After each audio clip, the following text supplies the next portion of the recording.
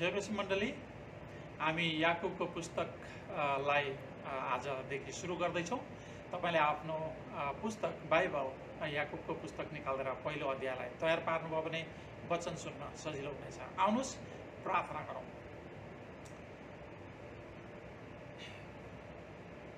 परमप्रभु परमेश्वर, तपाईँलाई धन्यवाद छ।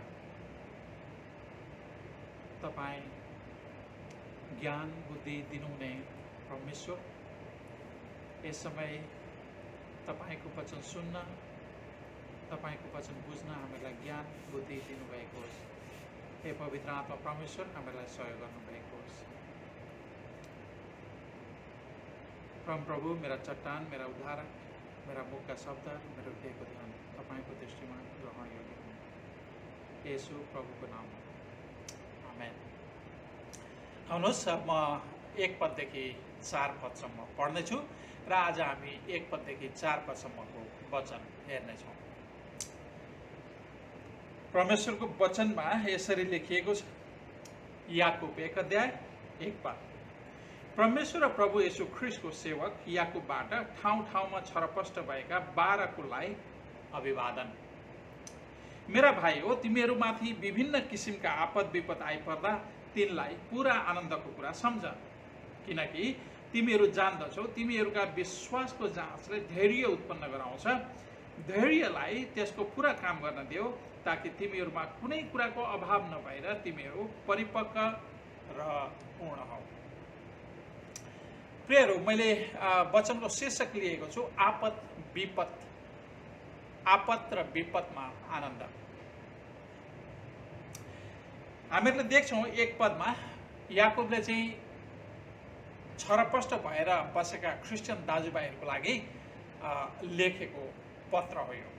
सो आज पनि हामी क्रिस्चियनहरू विश्वभरि छरपष्ट भएर बसेका छौँ। सो याकुबको पुस्तक तपाईँ र मेरो लागि पनि उनले लेखेका हो।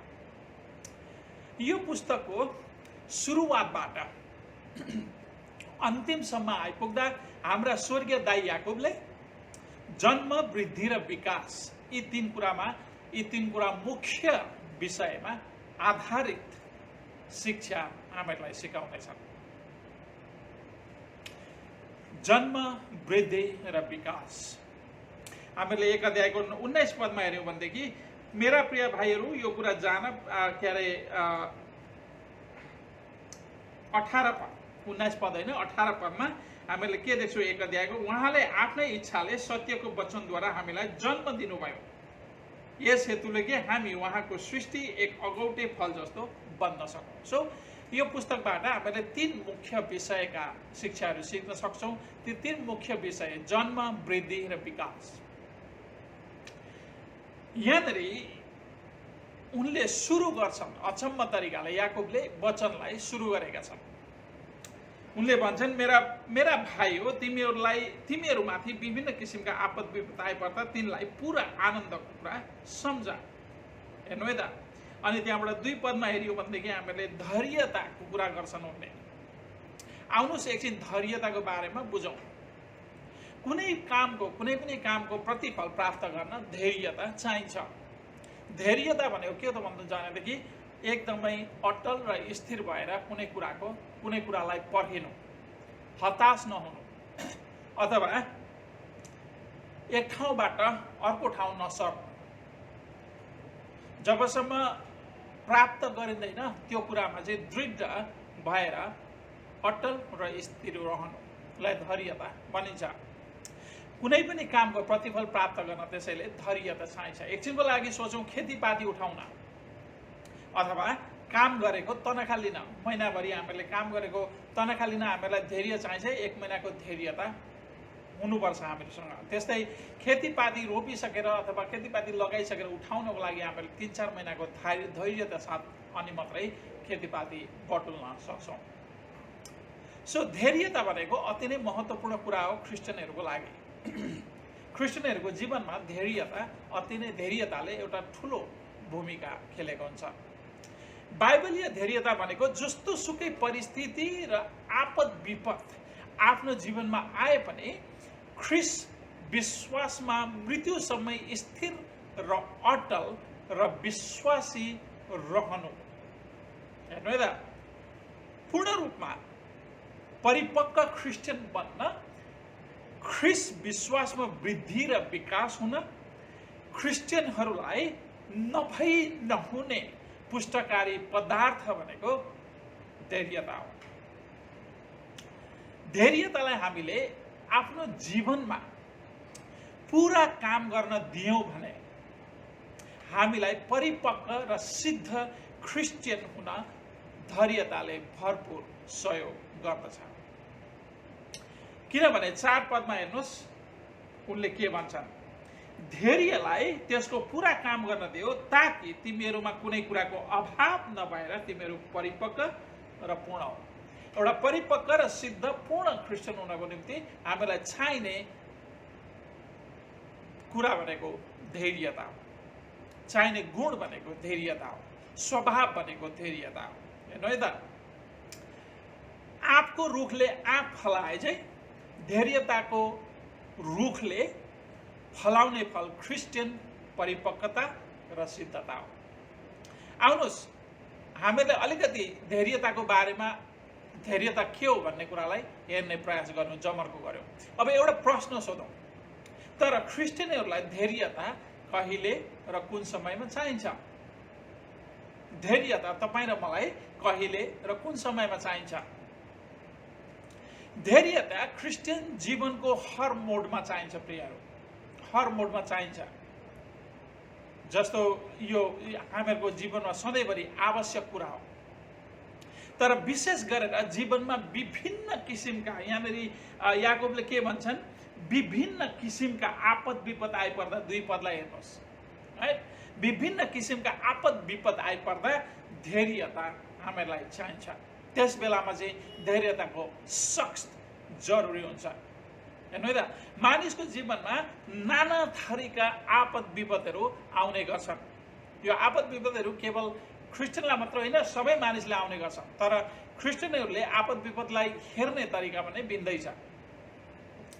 कहिले हेर्नु है त, आपद विपदहरू आउने भनेको कहिले शारीरिक बिमारहरूको आपद विपद आउँछन्, कहिले भौतिक कुराहरूले ल्याउने गरिबीका आपद विपदहरू आउँछन्, र कहिले विश्वास, ख्रिस्टमा विश्वास गरेको कारण अत्याचार, अन्याय र अत्याचारका आपद विपदहरू आउँछन् भनेदेखि कहिले मतभेदबाट आउने आपद विपदहरू आउने गर्दछ।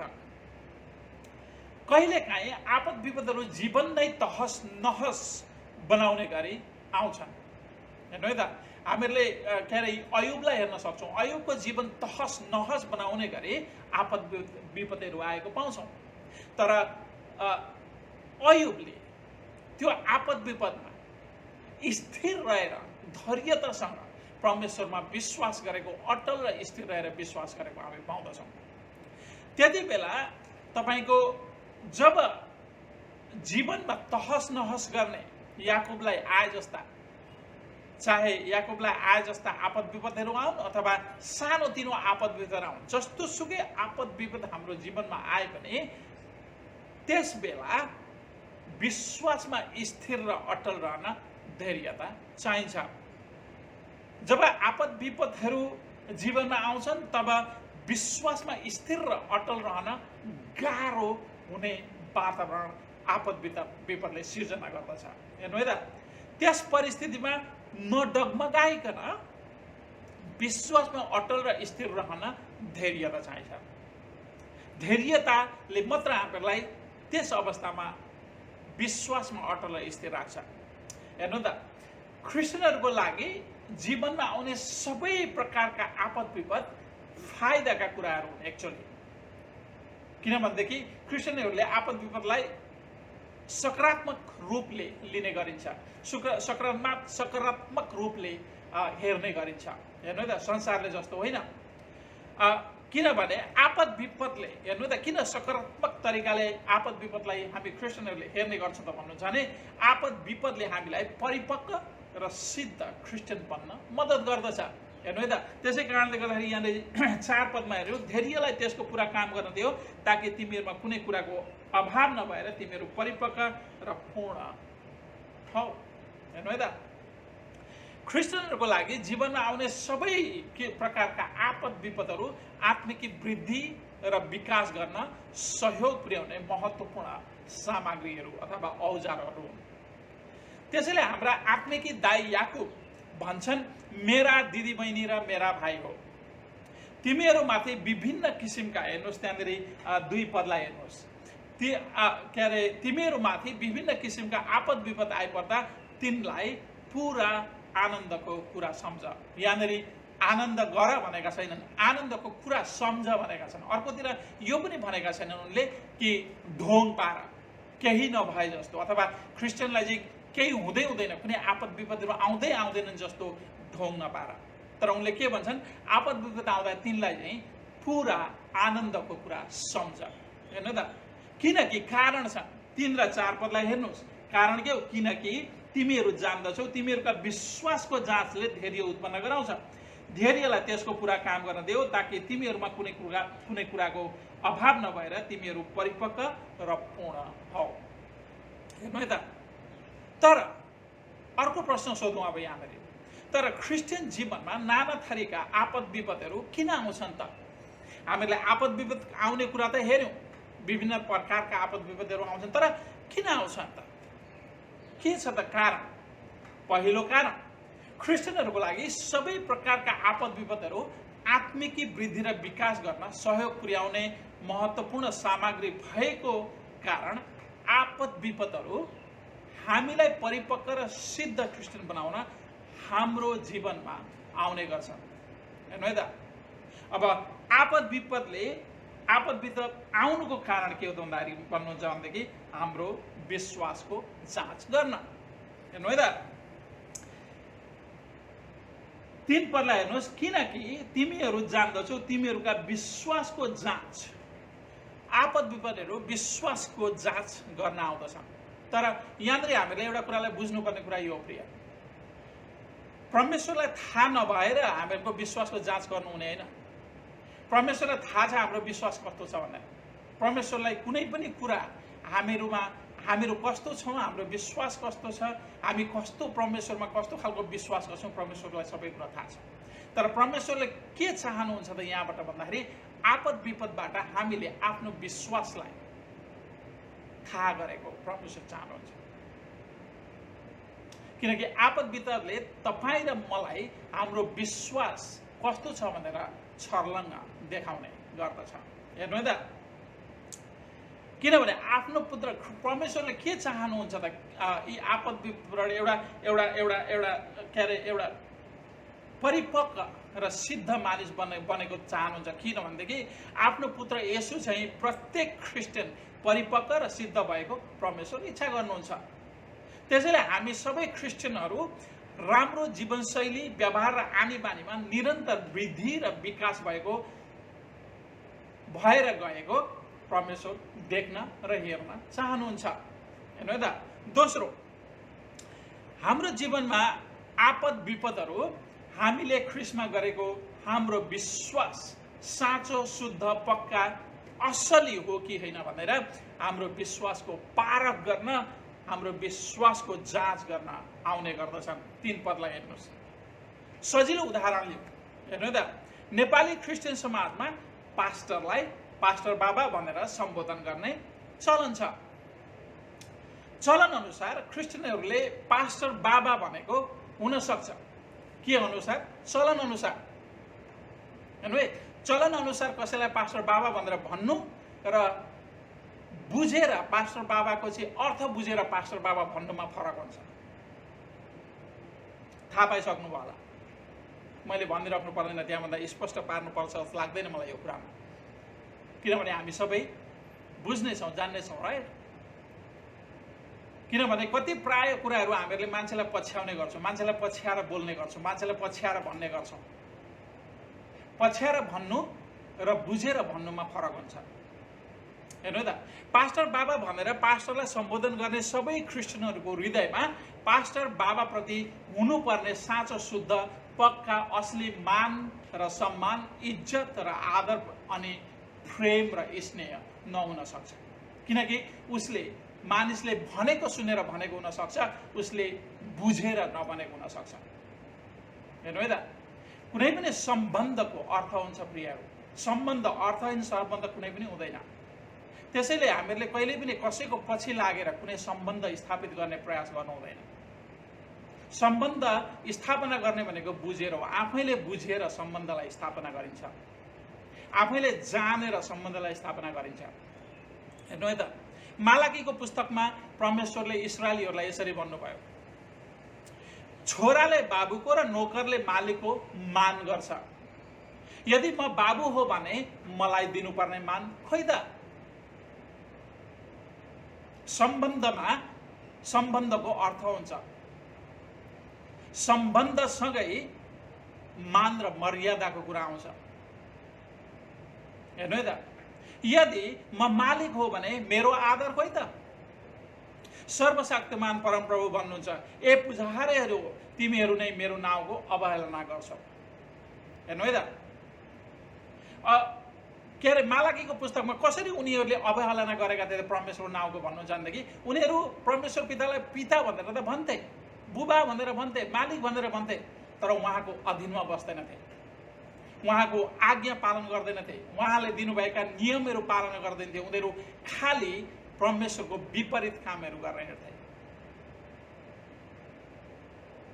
किनकि उनीहरूले परमेश्वरलाई मुखले शब्दले मात्रै बाबा भन्थे, पिता भन्थे, मालिक भन्थे। त्यसैले उनीहरूको बोली र व्यवहार बिल्कुलै विपरीत थियो। हेर्नु है त,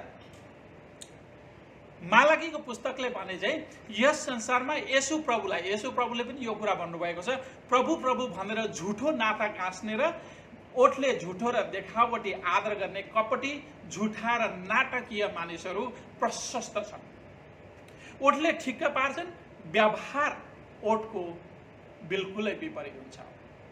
झुठो नाटक गाँस्नेहरू र ओठले झुठो र देखावटी आदर गर्ने कपटी, झुठा र नाटकीय मानिसहरूको हृदयमा ख्रीष्ट प्रभुको निम्ति साँचो, शुद्ध, पक्का, असली मान र सम्मान, इज्जत र आदर अनि प्रेम र स्नेह हुँदैन। हेर्नु है त, किनभनेदेखि उनीहरूको सबै कुरा देखावटी मात्रै हुन्छ। झुठो नाता गाँस्नेहरू, नातासँग खेलवाड गर्नेहरू, नाटकीय झुठो नाता गाँसेर आदरणीय नाताको बेइज्जत गर्ने मानिसहरूको साँचो र असली रूप समय र आपद विपदले बाहिर व्यवहारमा निकाल्ने गर्दछ। अनि त्यो व्यक्तिले देख्न सक्छ म कतिको नाटकीय मानिस हुँ भन्ने कुरो, म कतिको झुठो मानिस हुँ भन्ने कुरो। आपद विपदले उसलाई आफैलाई, एउटा आपद विपद चाहिँ मानिसको लागि एउटा ऐना जस्तो आफैले आफैलाई देख्न सकिन्छ। यसकारण क्रिस्चियन जीवनमा आउने सबै प्रकारका आपद विपदहरू विश्वासको जाँच गर्न आउने गर्छन्। तपाईँ र मैले परमेश्वरमा कस्तो विश्वास गर्छौँ, कस्तो भरोसा राख्छौँ, परमेश्वरलाई कस्तो व्यवहार गरेका छौँ भन्ने कुरा जाँच्नको लागि आउने गर्छ र हामीहरू आफैले देख्न सक्छौँ। त्यो कुरा चाहिँ हामीलाई देखाउन आउँछ, ऐना बनेर आउँछ। हेर्नु है त, किनकि तपाईँ र मैले हाम्रो विश्वास साँचो हो कि कपटी, झुठो र नाटकीय विश्वास हो भनेर आपद विपद वा समयले ल्याउने जाँचद्वारा मात्र आफ्नो विश्वासको बारेमा थाहा पाउन सक्छौँ। त्यसैले आपद विपद भनेको साँचो क्रिस्चियन र झुठो क्रिस्चियन छुट्याउने सामग्री र औजार हो। साँचो क्रिस्चियन जस्तोसुकै आपद विपद आए पनि ख्रीष्ट प्रभुको नाता, ख्रीष्ट प्रभुसँग नाता तोड्दैन, ख्रीष्टलाई आफ्नो पिठ्यौँ कहिले पनि फर्काउँदैन अथवा ख्रीष्टलाई त्याग्दैन। हेर्नु है त, तर एउटा साँचो असली क्रिस्चियन मृत्युसम्मै विश्वासी रहन्छ। उसलाई आपद विपदले ख्रीष्टसँगको नाता तोड्न बाध्य गराउन सक्दैन। हेर्नु है त, किनभने साँचो, शुद्ध, पक्का, असली तरवारले ख्रीष्ट प्रभुमा विश्वास गर्ने क्रिस्चियनले आफ्ना प्रभुलाई सच्चा मन र हृदयले मान र सम्मान, इज्जत र आदर अनि प्रेम र स्नेह गर्छ। कुनै साँचो, शुद्ध, पक्का, असली तरवारले परमेश्वरमाथि विश्वास गर्ने र परमेश्वरलाई प्रेम गर्ने क्रिस्चियन अब्राहम चाहिँ आज्ञाकारी र परमेश्वर प्रेमी हुन्छ। हेर्नु है त, अब्राहम चाहिँ आज्ञाकारी र परमेश्वर प्रेमी हुन्छ। तेस्रो चरण हामीले दुई आपद विपत्तिहरू आउनेका दोस्रो चरणहरू हामीले हेरिसकेका छौँ। तेस्रो चरणमा क्रिस्चियन जीवनमा आउने आपद विपदले हामी परमेश्वरलाई कस्तो र कतिसम्म प्रेम गर्छौँ भन्ने कुराको असली रूप हाम्रो व्यवहारमा प्रकट गर्दछ। हेर्नु है त, एकछिनको लागि उत्पत्तिको पुस्तकमा तपाईँहरूले हेर्न सक्नुहुन्छ 22 अध्यायमा, उत्पत्ति 22 अध्याय हेर्नु है त। यहाँनिर अब्राहमको विश्वासको जाँच परमेश्वरले गर्नुभएको छ र यहाँनिर अब्राहमले परमेश्वरलाई कति विश्वास गर्छन्, कस्तो विश्वास गर्छन् र कति प्रेम गर्छन् भन्ने कुरा छर्लङ्ग बताइएको छ। 1 पददेखि 4 पदलाई हेरौँ, 1 पददेखि 5 पदलाई, 9 देखि 12 पदलाई हेरौँ, अनि त्यहाँबाट 26 अध्यायको 5 पदलाई पनि हेर्नेछौँ हामी। आउनुहोस्, केही समयपछि परमेश्वरले अब्राहमको ठुलो जाँच गर्नुभयो र तिनलाई भन्नुभयो, हे अब्राहम, तिनले भने म यहीँ छु। उहाँले भन्नुभयो, तेरो छोरो अर्थात् मैले माया गरेको तेरो एउटै छोरो इसाकलाई लिएर मोरियाको देशमा गई मैले तँलाई देखाएको डाँडामा त्यसलाई होमबलि गर। अब्राहम बिहानै उठेर गधामा काठी कसे र आफ्ना कमराहरूमध्येका 2 जना र छोरो इसाकलाई साथमा लिए र होम बलिको निम्ति दाउरा चिरेर परमेश्वरले तिनलाई भन्नुभयो, त्यस ठाउँमा हिँड। तेस्रो दिन अब्राहमले हेर्दा टाढामा त्यो ठाउँ देखे। तब अब्राहमले आफ्ना कमराहरूलाई भने, तिमीहरू यही गधासँग बस, म र यो केटो ऊ परसम्म गएर पूजा गरे तिमीहरू कहाँ फर्केर आउनेछौ। हेर्नु है त, 9 पददेखि हेर्नुहोस्। परमेश्वरले तिनलाई भन्नुभएको ठाउँमा पुगेपछि अब्राहमले त्यहाँ एउटा वेदी बनाए, दाउरा तह लगाएर राखे। त्यसपछि तिनले आफ्नो छोरो इसाकलाई बाँधेर वेदीमा दाउरामाथि राखे। तब अब्राहमले आफ्नो छोरालाई बलि गर्न छुरी उठाए, तर परमप्रभुका एउटा दूतले स्वर्गबाट तिनलाई हपारेर भने, ए अब्राहम, तिनले भने, म यहीँ छु। अनि उनले भने, तेरो हात त्यस केटामाथि नउठा र त्यसलाई केही नगर। अब मैले थाहा पाएँ त परमेश्वरसँग डराउँदो रहेछस्, किनकि तेरो एकमात्र छोरालाई पनि मबाट तैँले रोकेर राखिनस्। यहाँ हेर्नुहोस् है त, अब्राहमलाई परमेश्वरले आफ्नो एकमात्र प्रिय छोरो बलि गर्नको निम्ति हुकुम गर्नुभयो। यहाँनिर तपाईँ र मैले कुनै पनि अब्राहमले किन मैले इसाकलाई बुढो उमेरमा पाएको इसाकलाई बलि गर्ने भनेर यहाँनिर परमेश्वर कुनै पनि छलफल गरेको हामी पाउँदैनौँ, गुनासो गरेको पाउँदैनौँ। तुरुन्तै उनले परमेश्वरको आज्ञा मानेर 3 पदमा अब्राहम बिहानै उठेर गधामा काँटी कसेर आफ्नो छोरो इसाकलाई लिएर मोरियामा गए। अनि 26 अध्यायमा तपाईँले मैले हेऱ्यो भनेदेखि 26 अध्यायमा परमेश्वरले के भन्नुहुन्छ त भन्नुहुन्छ भने 26 अध्यायको 5 मा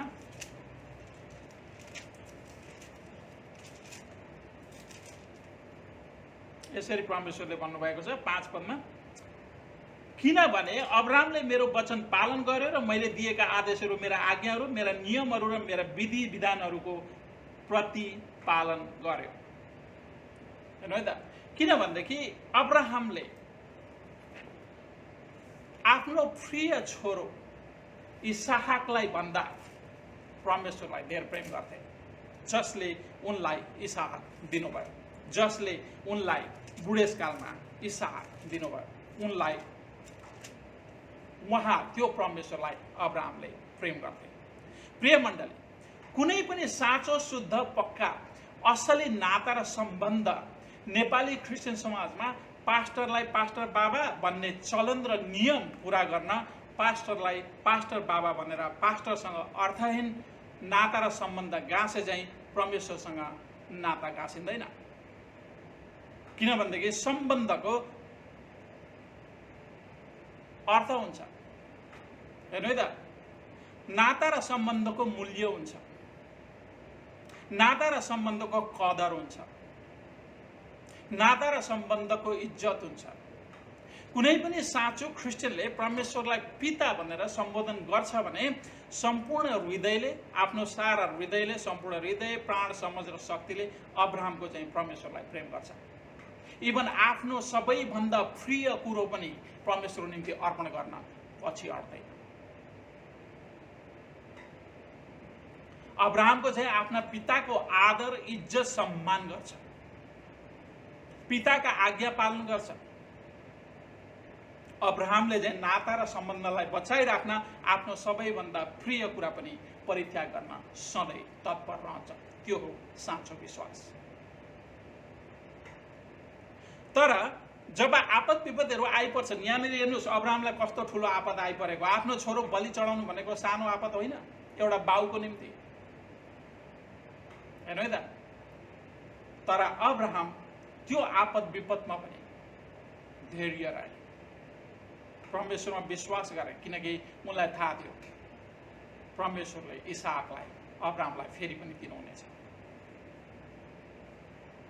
तर झुटो नाता गाँच्नेहरू र ओठले झुटो देखावटी आदर गर्ने कपटी झुटा र नाटकीय मानिसहरू अब्राहम विपरीत यहुदा इस्करियोत जस्तो सम्बन्ध तोड्ने, सम्बन्धसँग खेलबाड गर्ने, सम्बन्धलाई पिठ्यौँ फर्काउने र सम्बन्धको निर्दयी तरिकाले हत्या गर्ने धोकेबाज मानिसहरू हुन्छन्। यसकारण प्रियहरू, क्रिस्चियन जीवनमा आउने आपद विपदले हामीलाई म कस्तो क्रिस्चियन हुँ, मेरो विश्वास साँचो छ कि छैन, म परमेश्वरलाई कतिसम्म प्रेम गर्छु, परमेश्वर र परमेश्वरका मानिसहरूसँग मेरो सम्बन्ध कस्तो छ भन्ने कुराहरू प्रेरित पत्रुसलाई चाहिँ छर्लङ्ग देखाइदिन्छ। प्रेरित पत्रुसलाई चाहिँ छर्लङ्ग देखाइन्छ। याद छ तपाईँहरूलाई, पत्रुसले ख्रीष्ट प्रभुले भन्नुभयो तिमीहरू सबैले मलाई त्याग्नेछौ भन्दाखेरि पत्रुसले के भने त भन्नु जान्दा कि यदि म तपाईँको निम्ति मर्नु पर्यो भने पनि मर्नेछु। तर पछाडि गएर पत्रुसले 3 चोटिसम्म परमेश्वरलाई इन्कार गरे। अनि जब भाले बासो, त्यो एउटा ठुलो आपद विपद थियो पत्रुसको निम्ति, हेर्नु है त। अनि जब भाले बास्यो, ख्रीष्ट प्रभुले भन्नुभएको कुरा उनले सम्झे र धुरु रोए, किनभने आपद विपदले उनको आफ्नो विश्वास, आफ्नो बोली छर्लङ्ग ऐना झैँ देखाइदियो।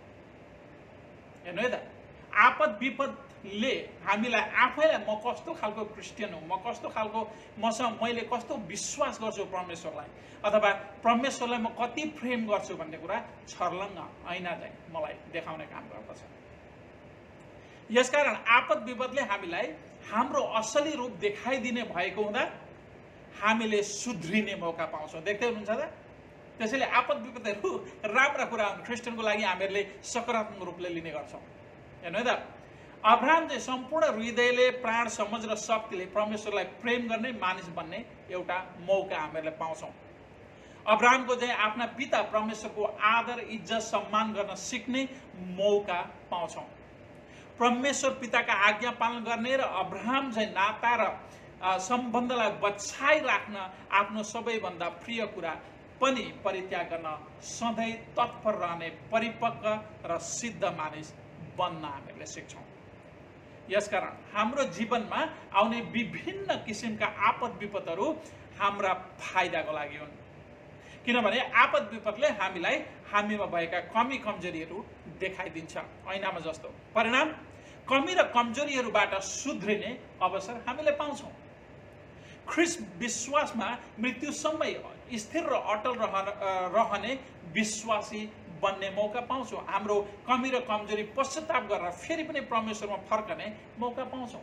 त्यसैले जब हाम्रो जीवनमा भौतिक गरिबी, अन्याय र अत्याचार, रोग, बिमार र शोक जस्ता आपद विपदहरू आउँछन्, त्यसबेला विश्वासमा स्थिर र अटल रहेर ख्रीष्ट प्रभुलाई नछोडी र नत्यागी कठिन समयको सामना गर्दै विश्वासमा दृढ रहेर धैर्यतालाई आफ्नो जीवनमा पूरा काम गर्न दिनुपर्छ प्रियहरू। किनभने पूर्ण रूपमा परिपक्व र सिद्ध क्रिस्चियन बन्न, ख्रीष्ट विश्वासमा वृद्धि र विकास हुन क्रिस्चियनहरूलाई नहुने पुस्तकारी पदार्थ भनेको धैर्यता हो।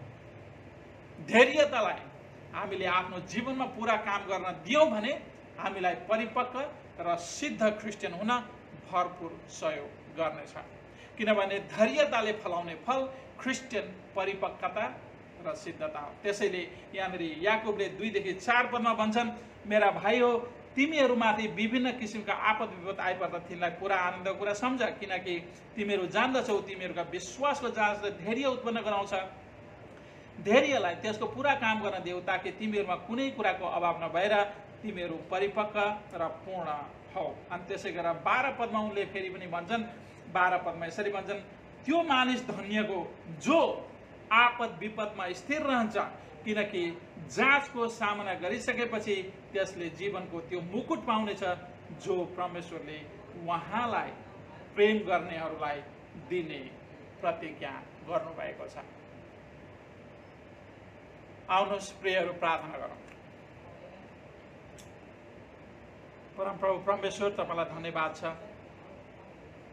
किनभनेदेखि तपाईँ महान परमेश्वरले हामीलाई प्रेम गर्नुहुन्छ। अनि यी आपद विपत्तिहरू हामीहरूले मात्रै झेल्ने होइन, किनकि तपाईँले झेल्नु भएको छ। तपाईँलाई थाहा छ, तपाईँले हामीहरूको जीवनमा आउने आपद विपत्तिहरूभन्दा पनि अझै कठोर र कठिन आपद विपत्तिहरूको सामना गर्नुभएको छ। त्यसैले हामीहरूले सामना गर्न नसक्ने आपद विपत्तिहरू तपाईँले हाम्रो जीवनमा आउन दिनुहुन्न। अनि हाम्रो आपद विपदमा तपाईँ स्वयं हाम्रो साथमा हुनुहुन्छ, किनकि तपाईँ हामीहरूको आपद विपदहरूमा हामीलाई सहयोग गर्न सक्ने परमेश्वर हुनुहुन्छ। हामी कमजोर छौँ, तर तपाईँ महान शक्तिशाली हुनुहुन्छ। त्यसैले जब आपद विपत्तिहरू आउँछन्, परमेश्वर हामीलाई धैर्य भएर त्यो जाँच पास गर्नको निम्ति सहयोग गर्नुहोस्, ताकि तपाईँको इच्छा अनुसार हामी परिपक्व र सिद्ध तपाईँका मानिस बन्न सकौँ। तपाईँलाई धन्यवाद छ, येशू प्रभुको नाममा, आमेन।